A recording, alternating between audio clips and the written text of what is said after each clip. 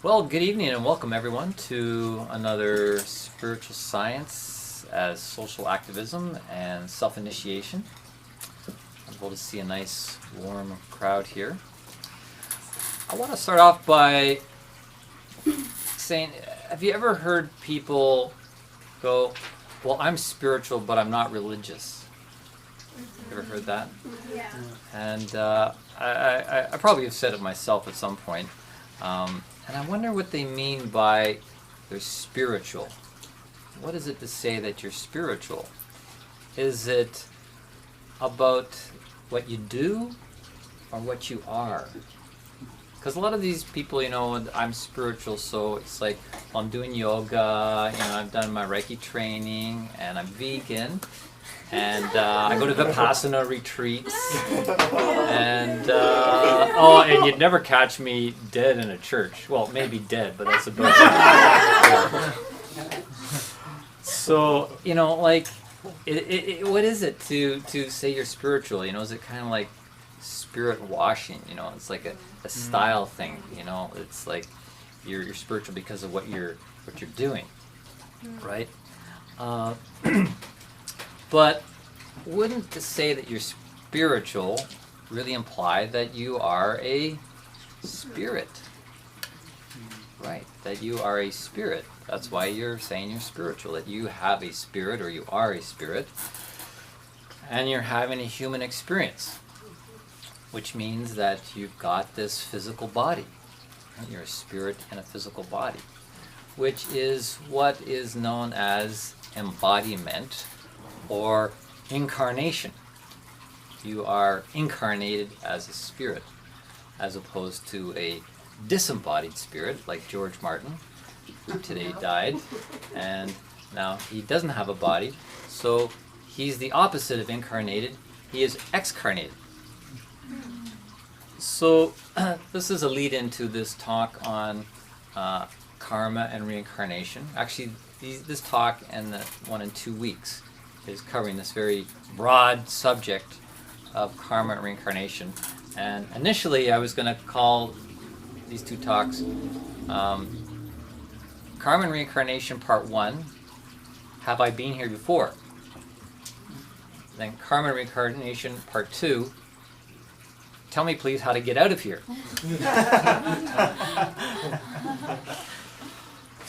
But actually tonight's talk is getting clear on karma, old and new views, and then the next one is between death and rebirth and the great journey. So,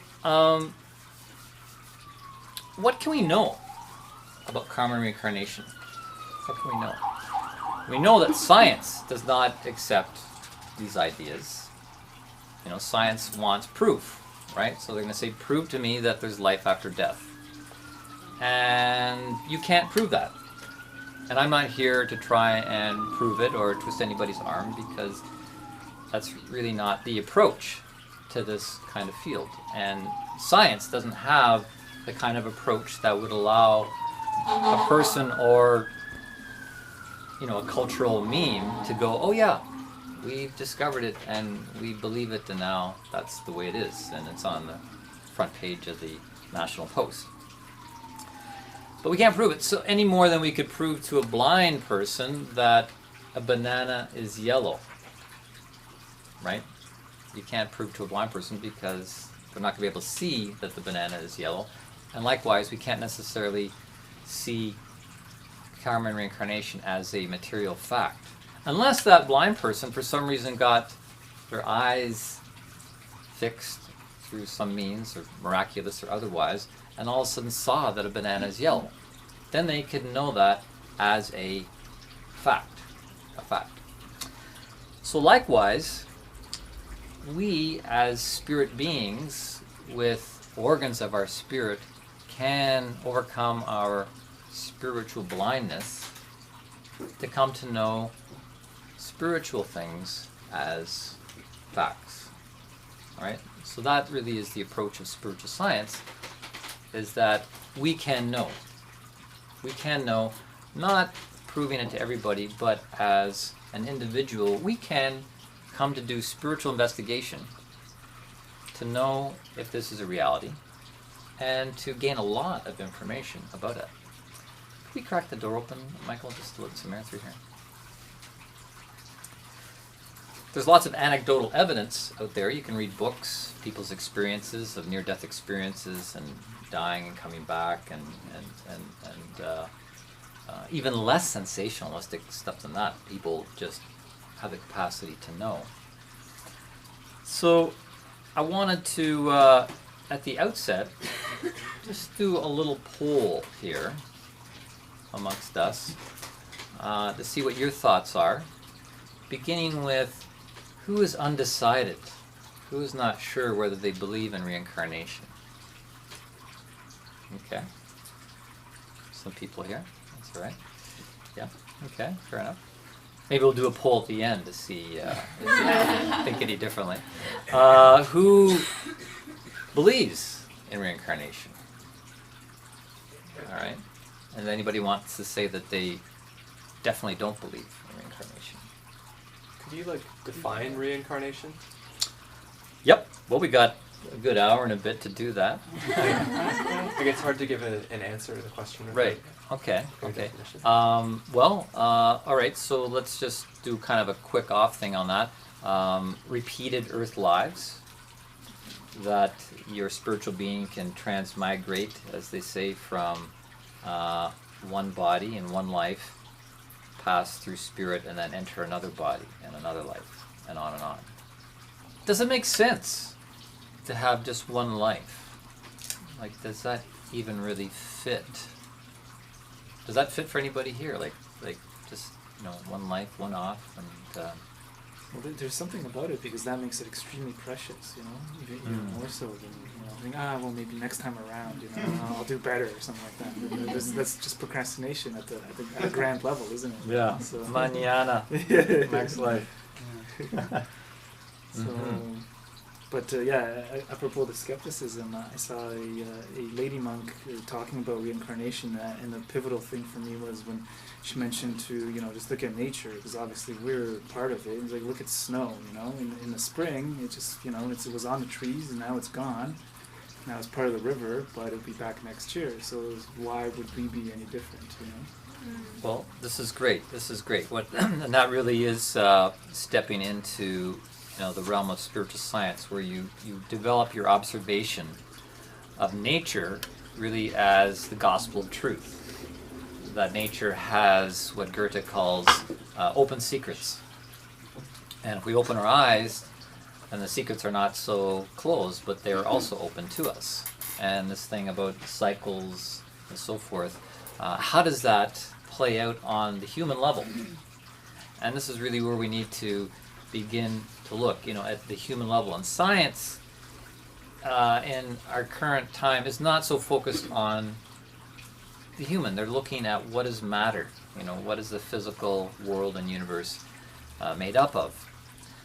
So let's step back in time to earlier civilizations where this idea of karma first originated. I say first originated, but that's really, in cultural history, we think of the ancient India as the kind of the birthplace of this idea of karma, through the Vedic teachings that became put down in the texts and the hymns and so forth. And this word karma, from the language of that time, the Sanskrit language, literally means action or activity, which can be your deeds of your will, your words, the feelings that you have that come forth from you and have some sort of result. And that result is your karma. It's yours. So it's kind of like what science would call cause and effect. You hit a baseball with a bat and the ball goes flying. That's the physical level of it. But with karma, we're talking about the moral level of existence.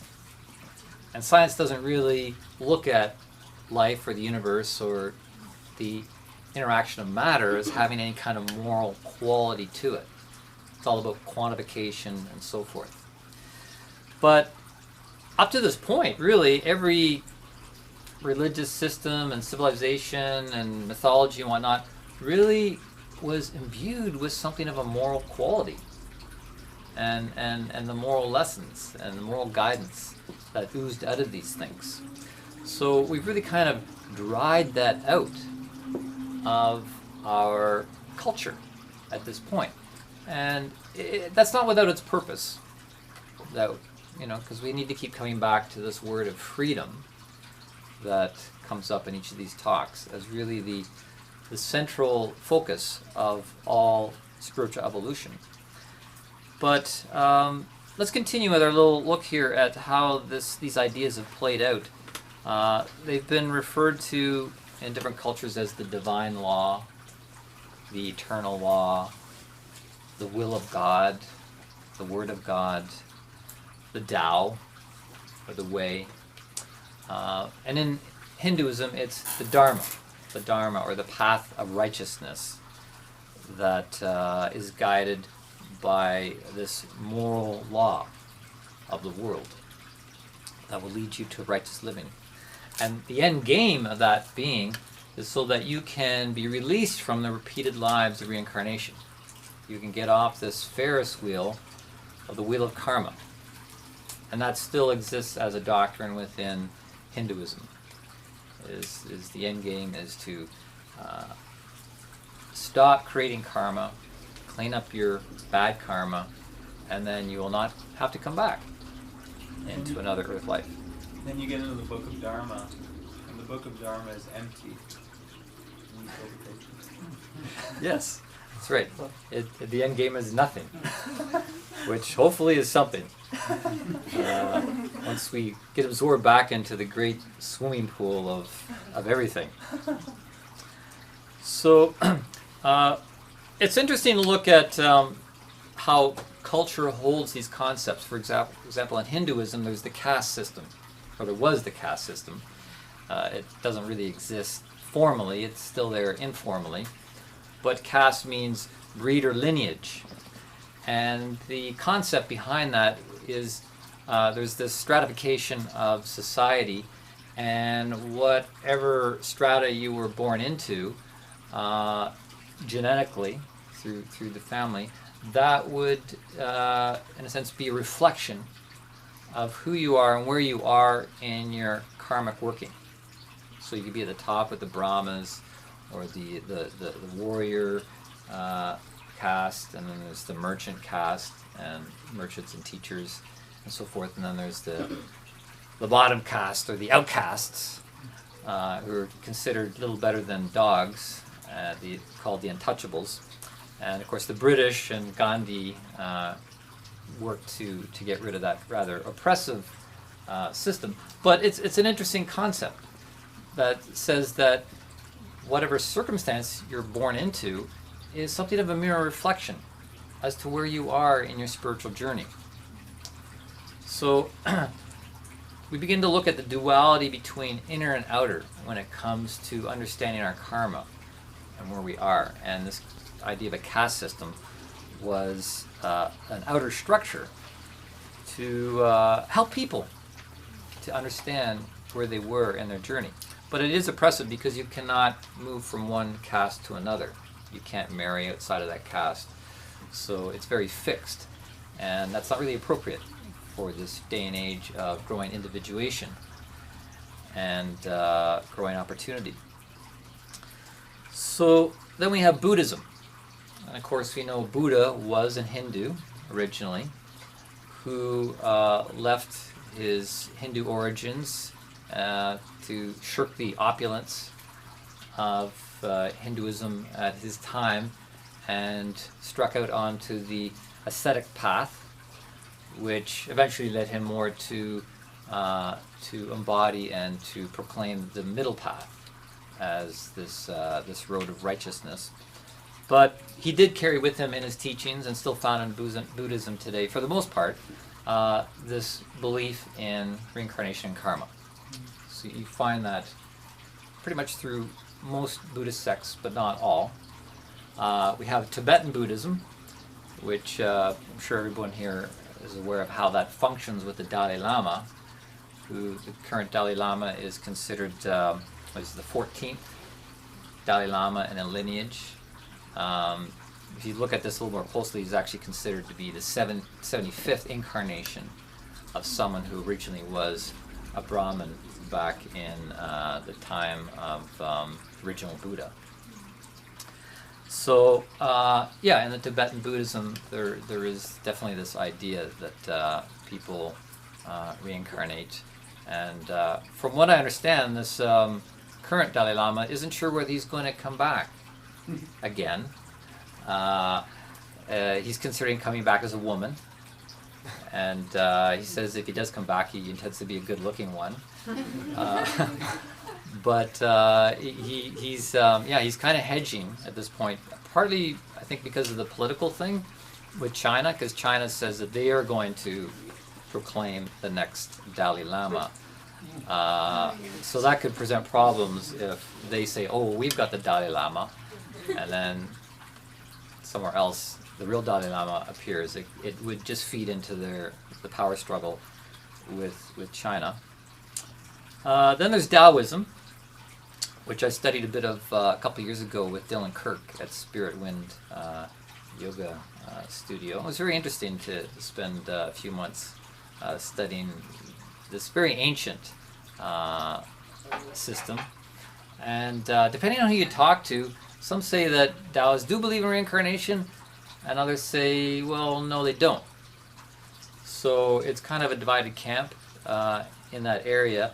And really, in some ways, it doesn't matter so much to them. It's almost like this isn't as important as it might be to someone practicing Hinduism. And then we move a little more recent in time, a little more Middle Eastern, with the Mesopotamian and the Chaldean cultures, and the Egyptian and the Zoroastrian teachings of several centuries ago. And they're definitely obsessed with life after death, as you can see in the temples and the pyramids constructed from that period, that they had chambers within these pyramids so they could have really controlled near-death experiences, initiations, if you will, and burial chambers for the pharaohs and the dignitaries, so that when they died they would have safe passage into the underworld.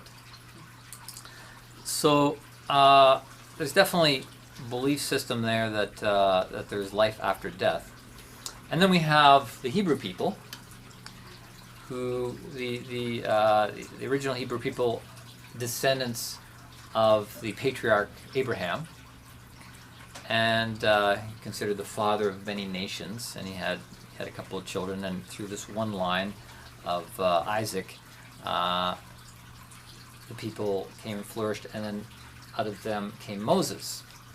Right, and so Moses was in Egypt when the Hebrew people were enslaved there, and he was actually initiated into the Egyptian mysteries. And so out of that, a lot of the Egyptian mystery teachings were absorbed into the teachings of the Hebrew people. And so if you ask modern day Jews, do they believe in reincarnation? Again, it's a bit of a divided camp. Some will say no, but if you look at the Kabbalistic teachings, this is the mystical teachings of the Jewish tradition, definitely has this belief in reincarnation. So it seems like more in the conventional level of the religion, it's not much of an issue, but when you look more deeply into it, it is there. And I'll be doing a talk on some of the Kabbalistic stuff coming up in the spring on the Tree of Life, and called Plant, Plan, Planet, and applications of the Tree of Life in modern spirituality. And then there's Islam. The Islam stream came, some say, from one of the other descendants of Abraham, Ishmael, another child from another wife, which was more formalized into the Muslim religion in the 7th century with the Prophet Muhammad. And if you ask someone practicing Islam, do they believe in reincarnation? Again, you get divided camps. Some say yes, some say no. Some will point to their scriptures and say, oh, it definitely doesn't say that there's reincarnation here. And other people will look at the scriptures and go, oh yeah, it definitely says the reincarnation here. So a lot has to do really with theological interpretation of scriptures. That's really the basis for a lot of these modern beliefs. Is anyone here raised in Islam? Have their view on it? That's not. Then we come to Christianity, which is really an outgrowth of the what you could call the Old Testament times, and the Jewish teachings are part of the Christian Bible. And there are allusions to reincarnation in the Bible. There's nothing necessarily that's directly stating reincarnation, but there could be considered different inferences to it. Some people say that when the Bible was compiled, there, King James and whatnot, and even earlier, that parts of the Bible were eliminated, and that the esoteric teachings of things were taken out. So we have what has been handed down to us through the Church of Rome, which still exists today as the Roman Catholic Church. And they've kind of boiled it down to this fairly simple dualistic image of things. When you die, it's one way or the other. Hopefully you're going up to glory and happy days in heaven, floating around on clouds with angels. Or you could be spending a long time swimming around in a fiery lake and getting your butt poked with a trident by a fairly mean fellow, otherwise known as the devil.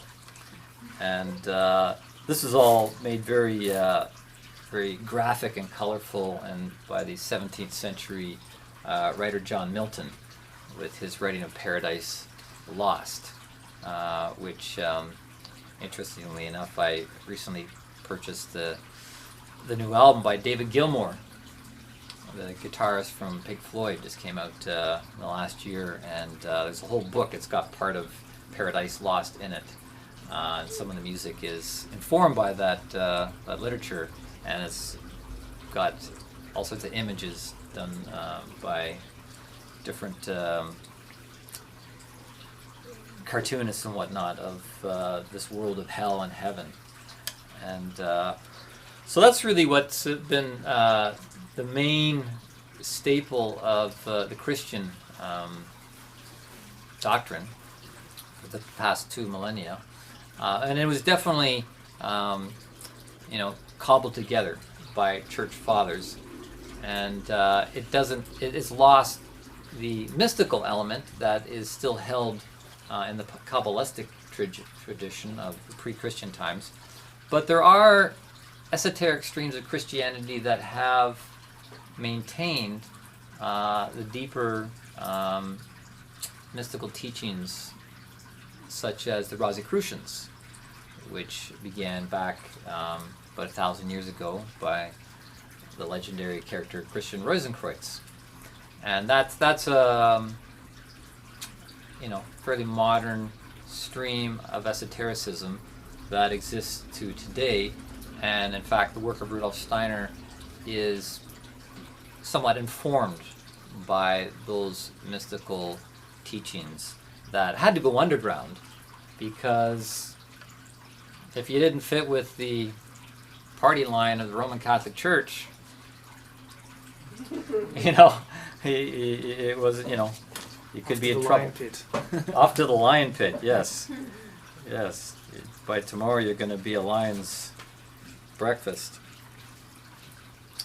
So, and even with the Greek philosophers, Aristotle, Socrates, and Plato, it's not exactly clear. They definitely had, their mystical perspective of things, but did they say, absolutely that there were repeated Earth lives? Aristotle was actually really interested in getting people focused on the present life and present life development. So this is very interesting, I find, and very important to see how we've gone from the earliest spiritual teachings of the Vedas, and through time there's been a diminution of importance and clarity around the idea of karma and reincarnation. So why is that?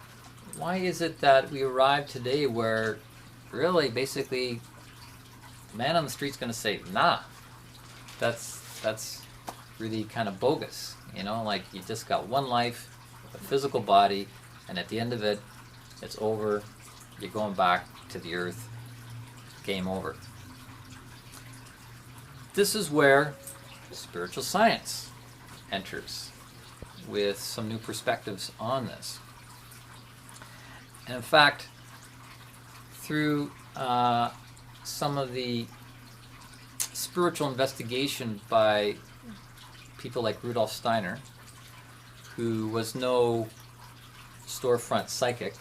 He was considered a great initiate of his time, died in 1925, was very popular in Europe while he was alive, touring and lecturing.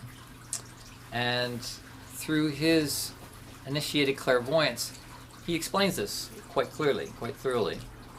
And I want to go back even earlier than the time of the birth of the Vedic tradition, and preceding that was really the time of Atlantis. Now, some of you go, Atlantis, did that really exist or not? Well, according to Rudolf Steiner's conscious clairvoyant rendering, it did, and he describes it quite in detail in some of his books like Cosmic Memory. It's also described in a fair bit of detail by unconscious clairvoyance of people like Edgar Cayce, who spoke at length of Atlantis. And of course, there's Plato's reference to Atlantis. But let's go back even further to pre-Atlantis, what is known as the Lemurian civilization. And there we come to a time where reincarnation began. Because there was actually a time when humans didn't reincarnate. They didn't come into a physical body, live in it, die, and go back to the spiritual world. It was only at that time in Lemuria where at that same time there was a division into the two different genders, the male and the female body. We weren't always divided in two like this. And if you were here for the 3 talks I gave at the beginning of the year on spiritual evolution, I go into a fair bit of detail right back to prehistory, things that science could have no means to know about or to prove or verify. When in the very beginning we were built by the spiritual hierarchy, or the holarchy, as Rupert Sheldrake likes to call it, the spiritual holarchy of beings, into a great singularity of warmth that was as big as the orbit of Saturn. That was our beginning, the singularity of warmth. So there's been this gradual condensing and crystallization and diversification, where it reached a point where we were single-sex beings that split into two and then began to incarnate into physical bodies. And so this is where we can bring in Darwin and his description of things, which has veracity to it. We're not going to dispute. There's been an evolution of form. There's been a physical evolution of forms from the mineral kingdom up through the plant kingdom, animal kingdom, into a human form this, you could call this ascent of form, so that life or consciousness could descend into the form. And that was the spirit of the human being incarnating into a physical body. So that was during the Lemurian period, where, welcome, that the advent of form, the evolution of form in a Darwinian sense, reached a point where the spirit of the human could incarnate. And that really is in the book of Genesis. The first three chapters of the book of Genesis describe, the creation of the human, and then splitting into Adam and Eve, the male and the female, and then this fall from paradise, which is kind of what we experience. Coming into a physical body is like a fall from paradise. So those chapters in the book of Genesis are really describing that Lemurian period when humans first incarnated. So that was a given. That was understood, obviously, back in Lemuria, that people were coming and going all the time. Same thing in Atlantis. But especially because in Atlantis they had a natural, instinctive clairvoyance. The Atlantean consciousness was far different from what we have today. It was much more of a dreamy clairvoyance where they were open to the spiritual world. It was there. And they could see the transmigration of spirit into matter, and then from matter back into spirit. And they participated with that.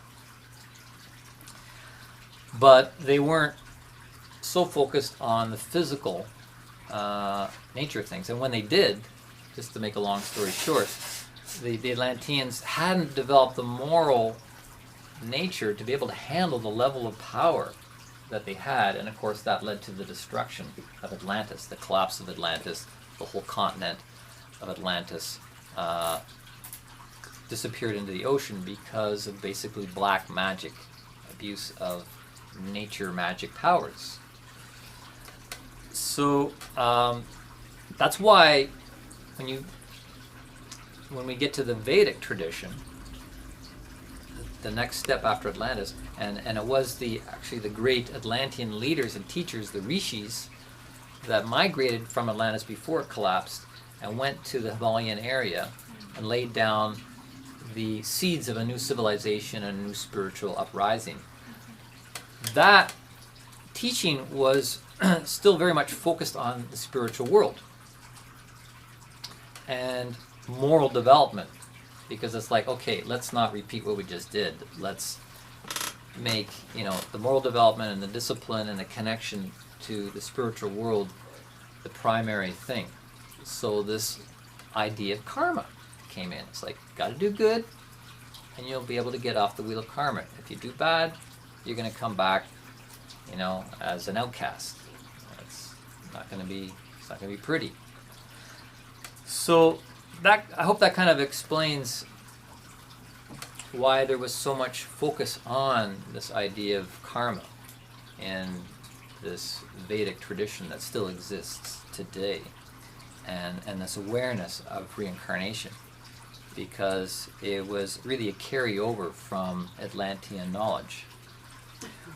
But through the steps in history, there's been a shift, there's been a big turning, right? A turning away from the spiritual world. It's not a matter of like meditating and focusing on the guru and wanting to dissolve the ego into the ocean of love. There's been a turning away from the spiritual world and a need to grow down.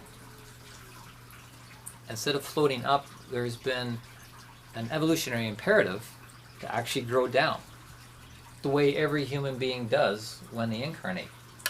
It's interesting, in the Waldorf schools, they don't talk about children growing up. Well, there is a growing up, but there's also a growing down, because we're in a dualistic system where there's always two things happening. Sure, it looks like the body's growing up, and it is physically, but there's a growing down of a spiritual being into the form. And it's, you can see that, in the sense that, this baby's got this big head, right? It's kind of disproportionate when it's born. It's like the seed, and then out of that something descends and grows down and finds its place on the earth. As it grows up, there's this growing down of the spirit into the vessel. And so that could be said for all of humanity in our evolution, is we've had to grow down into the earth and learn how to take hold of the earth, and which is what we're doing right now. And in our preeminently scientific age, science is just pounding away at matter and trying to manipulate matter every which way it can. And that's great to a certain extent. We need to understand what this world is made of, because in the paradigm shift from the old to the new, we're not trying to escape matter, we're actually trying to go into it more deeply and learn how to transform it. In the past traditions, it was like, well, the gods take care of it. The gods run the world, the god takes care of the weather, and all sorts of things like that. But in reality, the spiritual beings, the spiritual hierarchy, holarchy, whatever you want to call it, is stepping back. It's stepping back and allowing humans to have more freedom, to have more leeway, and have more influence in the way things work. Right down to the point that we can actually control the weather now. For better or worse, we can control the weather in a huge, huge way. Geoengineering is not a hidden fact. It's, I've got by the door there, I've got Canada's Weather Engineering Act. And Canada has its own Geoengineering Act. But the reason why the gods are stepping back, so to speak, is so that there can be an emergence of this I am. The I am. In the Vedic tradition, there's no I am. It's Guru is. Guru is God. You don't talk about I. But in the new, it's about the I am individuality of the egoic self that's emerging, and that's the capacity to transform the world. So that brings us to the question, what is going to guide us? What is going to guide us in a way so we don't repeat things like the collapse of Atlantis, which came through moral corruption and abuse of power? Well, I always like to refer to the 3-to-1 rule. For every one step you make in the development of your power, be it physical power or psychic power or spiritual power, emotional influence that you have on others, you name it, there should be 3 steps in the development of your moral nature. Right? Okay, so that's the next question. How do we know how we're doing in our moral, ethical development? Well, that's where karma comes in. And I'll read a quote here from Rudolf Steiner. He says, "We are living in the 5th post-Atlantean period. In our 5th post-Atlantean period, humanity must add the great teaching of karma to the other teachings. They will learn to understand karma. They will learn to grasp the idea, quote, I am placed on earth through birth. My destiny is on earth. I experience joy and sorrow. I must understand that what I experience as joy and sorrow does not approach me in vain, that it is my karma, and that it comes to me because it is my great educator. I look upon that which was before my birth, which placed me in this incarnation. It is my destiny, and it is necessary for my further development." So I love how he calls this working of karma as the great educator. We're not being puppeted by angels and gods and other beings. We are an emerging I am individual, And we have the karmic workings in this world as our great educator. So, I want to take a moment here just to look at how this great educator has landed in the world in the past, in culture. Because it's always been with us. This great educator, you could call it the karmic law, but I'll talk about that in a second. But anyways, in the past, it was through these religious systems. The codes, the creeds, the moral laws, such as the Ten Commandments. That's an example of a moral code, the Ten Commandments, which is found in Judaism and Christianity, which came from Moses, receiving as a revelation from above.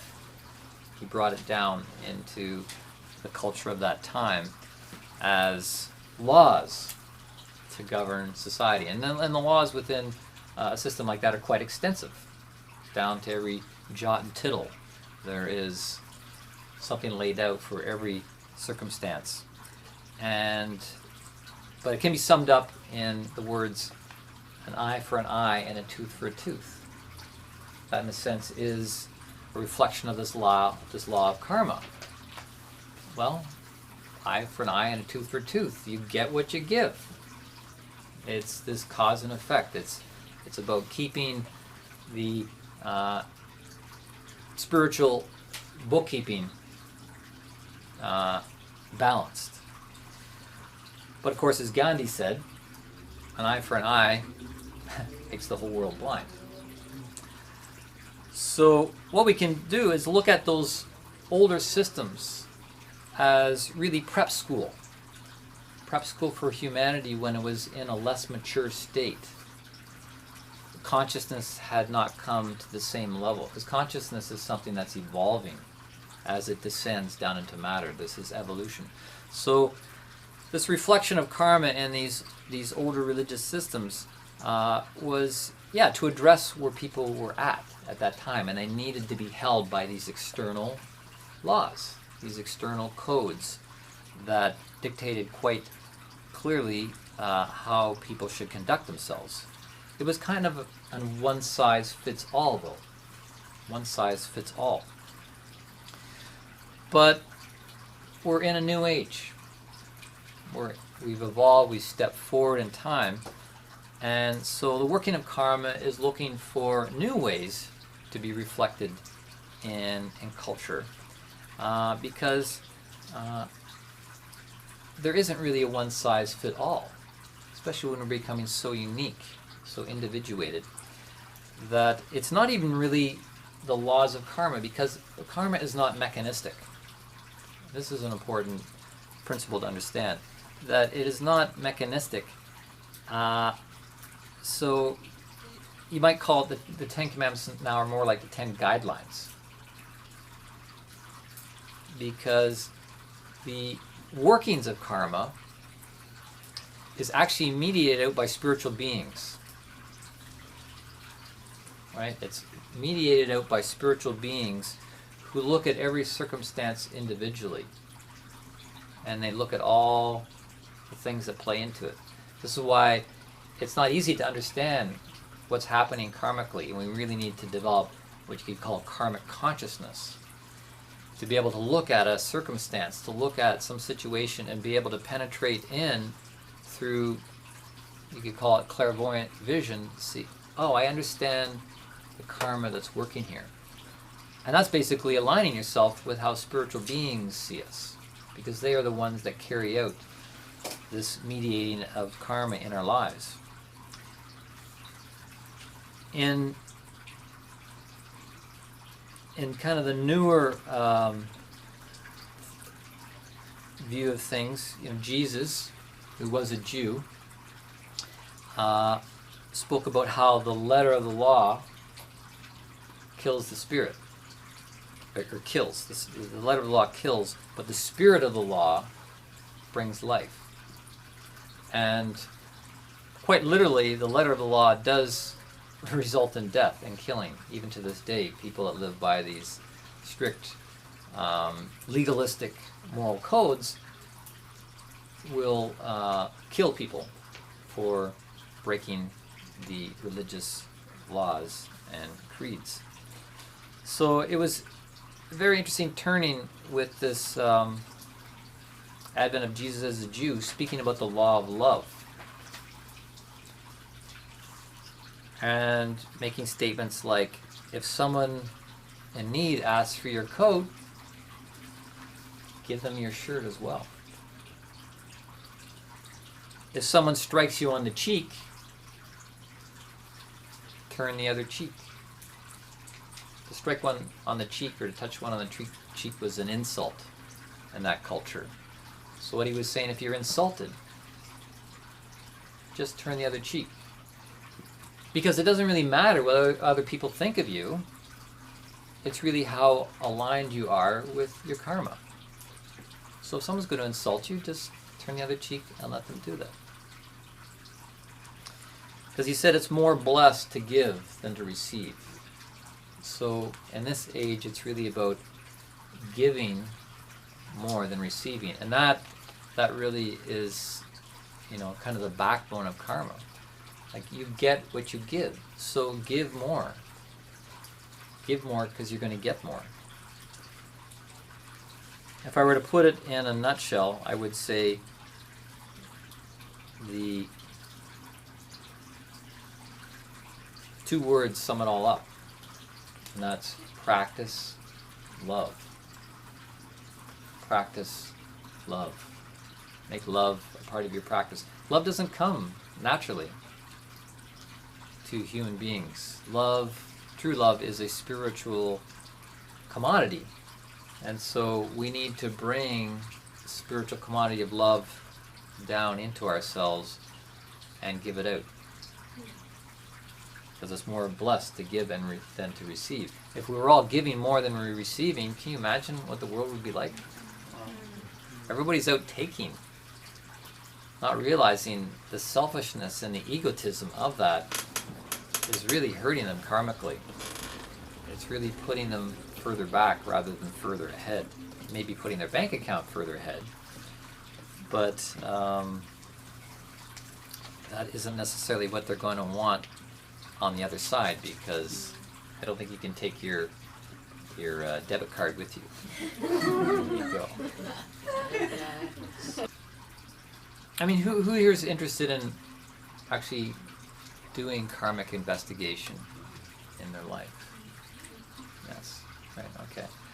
I'll just take a moment to share my experience around that, because I have uncovered a substantial amount of information about myself in past lives.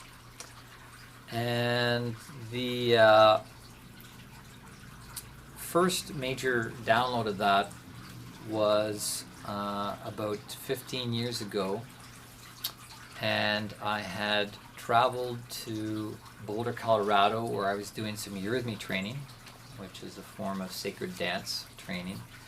And I was working on my, I was doing the training in the morning, and I was working on my first book in the afternoon, Secrets of the Yellow Book Road.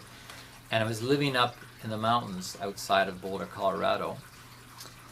And at the time, I was under a lot of duress emotionally, because I was coming out of a fairly major relationship breakup that had I was under a lot of stress and strain around that, emotionally and even spiritually. And one night, in the middle of the night, I was awakened, or I would say half awakened, and sat up in bed, and it was like a movie. It just started rolling in my mind's eye, and I didn't even have the awakeness or awareness all to censor it. It just came in, giving me information about my previous 3 lives. And this tied into aspects of this relationship breakup that I was going through, and the the tension and the stress around that. The next morning when I awakened again and realized what had been downloaded into me, it produced an amazing shift, just pretty much an instantaneous shift in my energy, so much so that the tension that I felt was relieved because I all of a sudden understood why I was within the current circumstances that I was in and who these people were and why I needed to go through what I was going through. So I was seeing my life like a tableau of one life after another, and I was seeing the dots being connected, and it was like, aha! It was a major aha experience. It was something like a temple initiation experience of the past, where people would be put into that kind of semi-consciousness, and something new would be imprinted. Something new was imprinted into me. So now I'd like to just frame that within the context that I had been studying spiritual science for a few years prior to that, and I had been doing something called biography work as well, and I've shown people this biography chart, which I've pulled out a few times, showing the phases of human existence. And so I had been looking at my life. I had been looking at my life already through my history, through my upbringing, the circumstances. You can fill in this chart, say where you are and what happened and things like that. So I just say that because there's a certain preparation that needs to take place to have that kind of download. I really felt it was something to do with the preparation. No, it was also because of the stress. It was also because of the arrhythmia. It was also because I was up in the mountains. I was in a different place etherically and whatnot. Like all these factors, I believe, contributed to it. But we have to take an interest in our own lives. We have to realize how unique we are and really take an interest in it and not be blasé. It's like, I don't matter. I'm just a speck upon a speck. Well, no. You are a unique divine being. You are a spirit being having a human experience, and there's a lot of information in what the circumstances are surrounding you. The signature of the self is in the circumstances surrounding you. The signature of the self is in the circumstances surrounding you. And when you begin to read that, then something can awaken within. But ultimately, these sorts of downloads are an act of grace.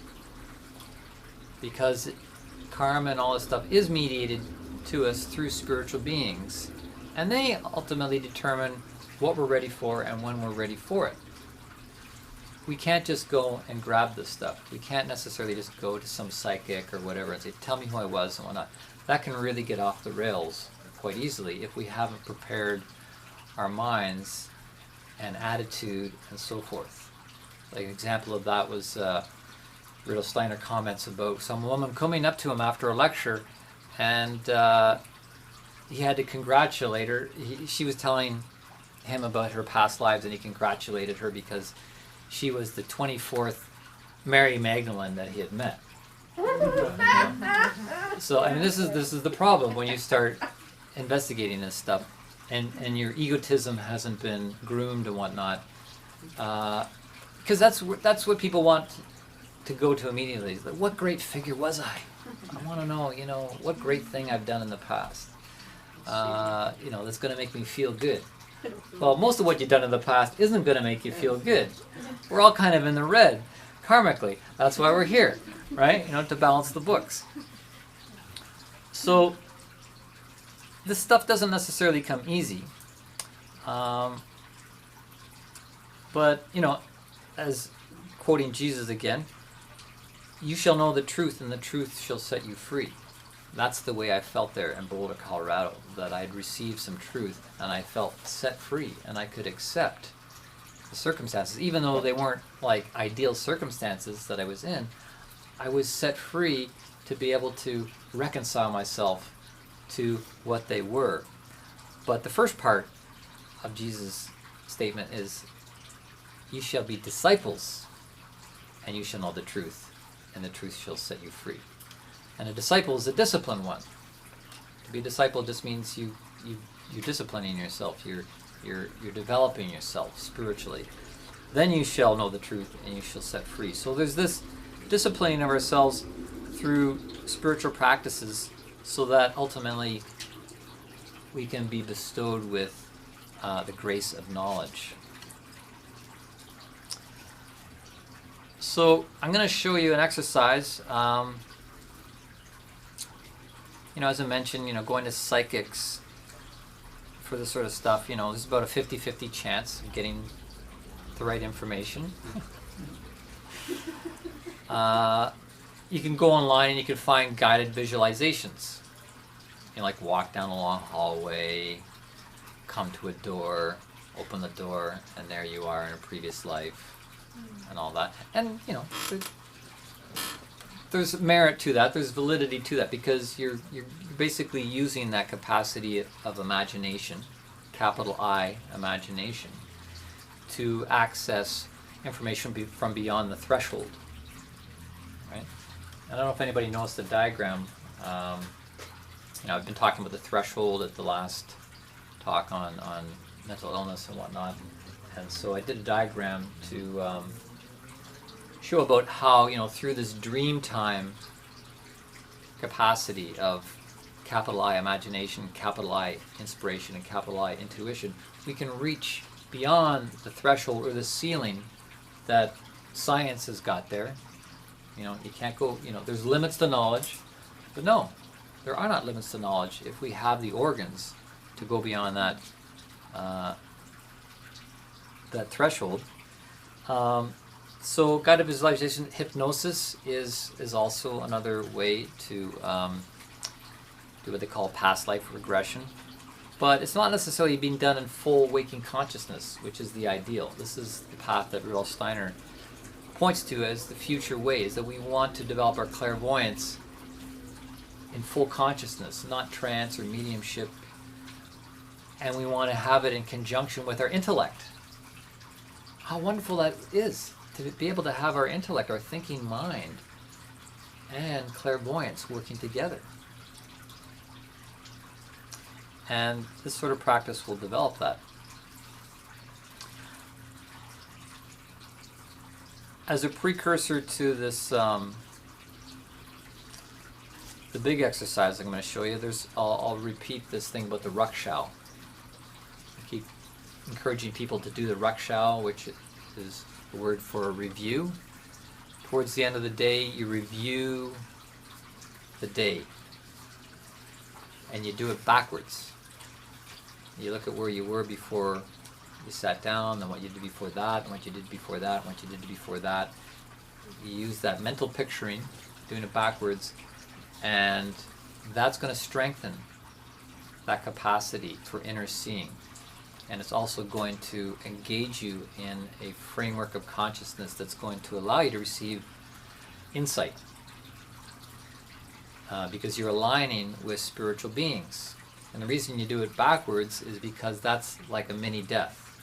When we die, we also review our life backwards. And I'll just mention right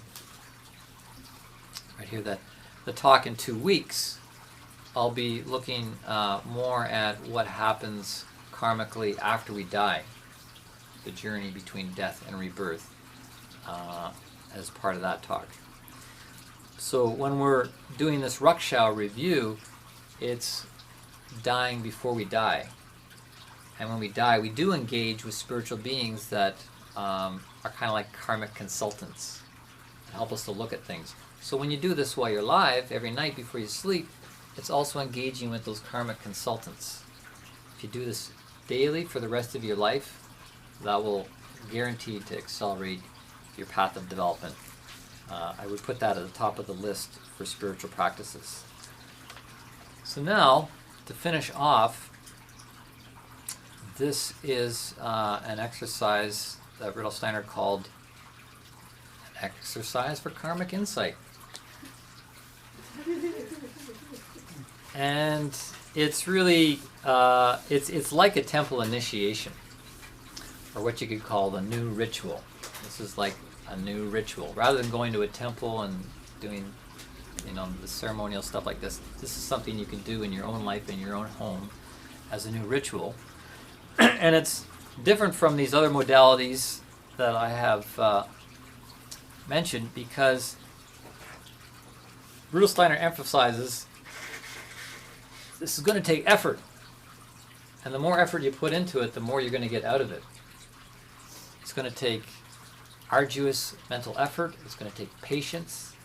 It's going to take time. But this exercise, again, like the Rukshow, if you do it, not only will you access information, but you are going to develop as a result. And that's the byproduct that you really want to get, is you want development. You don't want to just get knowledge for knowledge's sake. He stipulates this very importantly, that all knowledge has to be put to use. So, and in accessing knowledge, there needs to be some sort of developmental component to it. So this is work. Karmic work is work. In this exercise called an exercise for karmic insight, you're going to select an event in your life.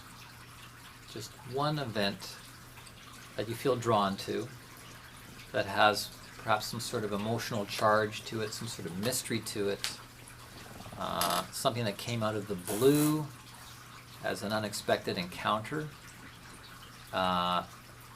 perhaps with another person. So on the evening of the first day, and this is something you're going to take through the night. Right? So this is where the work comes in. It's something you're going to have to commit to. And I hope you're going to do it between now and in 2 weeks.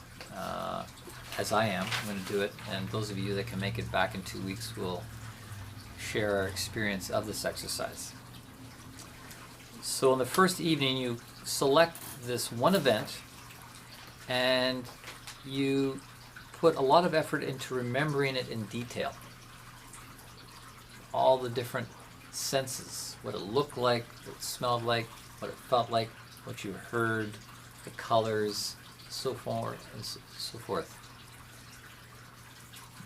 This could take, 5 minutes of building up this picture. So what's going to happen that first night, as with every night, when you lay down in your bed and go unconscious, your egoic self and your astral body leaves the physical body and the etheric body on the bed. You do this every night anyways. We're astral traveling every night, and we're going into the spiritual world and engaging with spiritual beings. But with this night, there's a particular intention, and there's a particular offering of this picture that you've built up that now is in your astral body, and your astral body takes it out into the spiritual world, and it gets worked on. As with every night, the things that we take into the night get worked on in the etheric and astral world. So the next day, this is the second day, in the morning, when you wake up, you're going to draw that picture back in, as if drawing it in from the ether. So you wake up in the morning and you recall, oh yes, this picture I created last night. And you may feel that there's more substance to it, that it's changed, it's more substantial, it's different, because something's happened to this picture. And so you draw it in and you look at it basically in the first moments of waking, when you're still in that dream time, that dreamy state of consciousness. So you brought that picture back into your body, and you have it, you're wearing it for the day, you go on with your day, and then on the second evening, you again recall this picture before going to sleep. You look at it in this new form, the new feeling that's with it. You review all the details as much as possible. Steiner says to the point where your brain is tired. And he goes on and on about this. You can imagine in his German way. We don't think hard enough. We're not thinking hard enough. You should think till your brain is tired. People have lazy minds. And it's true. We've become very lazy, particularly about accessing knowledge. It's like, oh, you just Google it. There you have it. But when it comes to self-knowledge, you know, as we talked about last time, there's the guardians of the threshold and stuff like that. This is not so easy, but this is the name of the game. So, so on the second night, you again give it up into the night. The astral body takes it out, and it gets worked on. This is an amazing conscious thing to do, to consciously participate with this flow of life that takes place unconsciously every day, all the time. But here you're doing it consciously, offering this picture up, and then on the third day in the morning, you again recall it.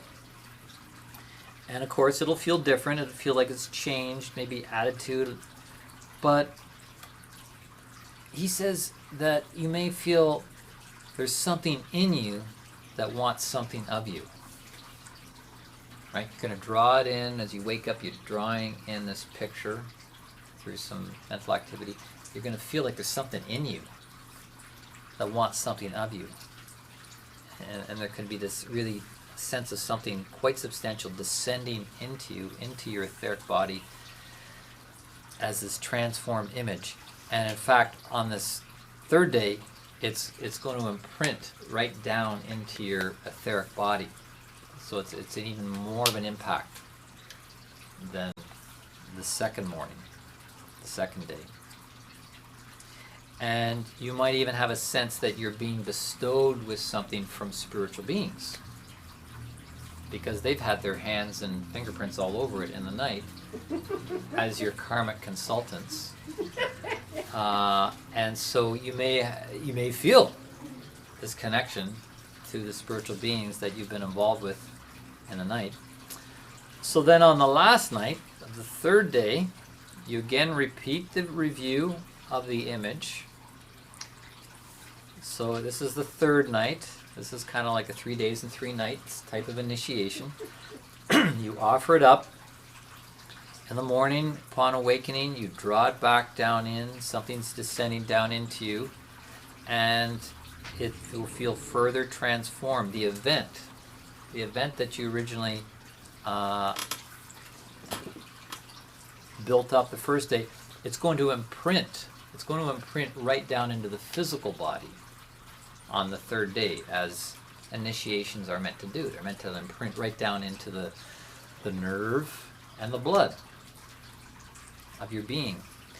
And in this bringing it right down in the physical, it actually spiritualizes it, which may seem like it's paradoxical that bringing something into the physical spiritualizes something, but that is the overarching theme of evolution, my friends, that we are intended to bring spirit into matter. And in doing that, we are spiritualizing matter. We're not trying to escape the wheel of karma. That's an outdated hope. We're actually hoping to transform matter back into spirit. Bring all matter with us in redeeming our karma. We're going to redeem the earth. We're going to redeem everything. It's a new paradigm. So on this last day, the stamping of this image of the event into the physical body will be so strong you'll actually feel bound by it. Yeah. He uses the word shackled. It's going to be so strong in your body that your will is bound, in a sense. But this is where the magic happens, because this binding of the will actually allows the will to see. And if you look at the schematic I put over there, the will part of our inner nature is the closest connection to spiritual world, not our thinking. Our thinking and our brain is most connected to the physical world. Through the senses, we're connected to the outer realm. Through our will, we're connected to the spiritual world. And in the middle is the feeling realm, right? We're threefold. We're a thinking being, a feeling being, and a willing being. And so we really want to give birth to something in the deepest part of our soul, the will. This is not something you're going to get out of going to a psychic or hypnosis or, getting cards read or whatnot. This is engaging your will so that your will can really see spiritually and you open the eyes of your soul. So this is what's produced on this third day when the image comes back down and gives birth to seeing in your will. You could very likely have a download like I did. And I felt like that night in Boulder, Colorado. It was like I couldn't move. It felt like I was a tube of toothpaste something was being squeezed really hard. And out came the information. I was like, oh my gosh. Like at 3 o'clock in the morning, I'm going, what? Yeah. But yeah, something was born in my will. As I said, it had to do with the preparation, had to do with the sacred dance I was doing. You might not get anything the first time, but this is where, you don't want to give up. This is where the real test is to be consistent with this. But this is some of the best goods you're getting from the man, Rudolf Steiner, on how to develop karmic consciousness, which he puts on the same level as the Copernican paradigm that we live in. Like, we have to bring this if we don't want to have a decline, a moral decline of our civilization. So, yeah, just to close this off, it's a tremendous exercise. I have done it in the past, not recently, but I'm going to be doing it over the next 2 weeks, maybe even a couple of times. And I think of it as like playing ping pong with the other side. The threshold's like the net there, and it's like you take up an image and something comes back. We take it up again and something comes back.